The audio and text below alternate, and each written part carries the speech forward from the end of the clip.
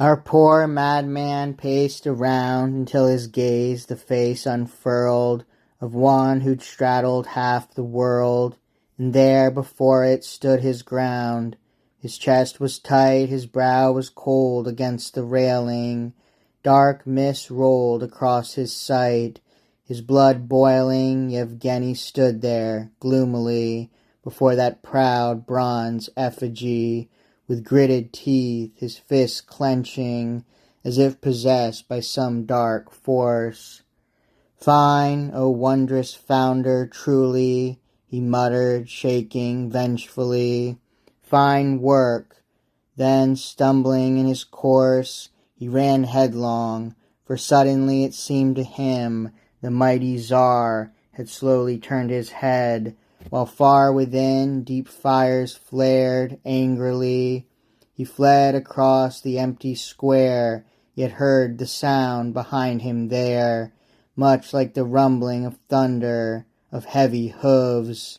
The pavement under him rang loud and seemed to move, for lit by the pale moon above, his right hand stretched towards the sky, came on apace the bronze horseman on his swift horse that loomed on high.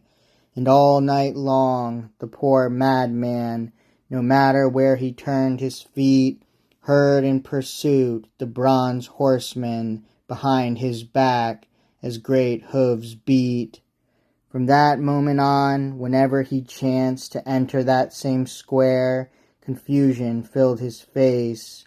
Moreover, he'd clutch his heart in quiet despair, and swiftly in guilty terror, as if admitting to some error, nor seeking now to raise his eyes, he'd sidle past.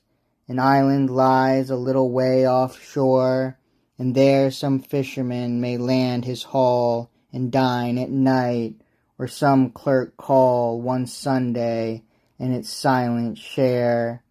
Upon it not a grass blade grows, there the flood, one must suppose, in its wide wanderings to and fro, had cast aground a shattered hut, that once ashore had then stayed put, and lay above the tidal flow, like a black bush drowned and stranded.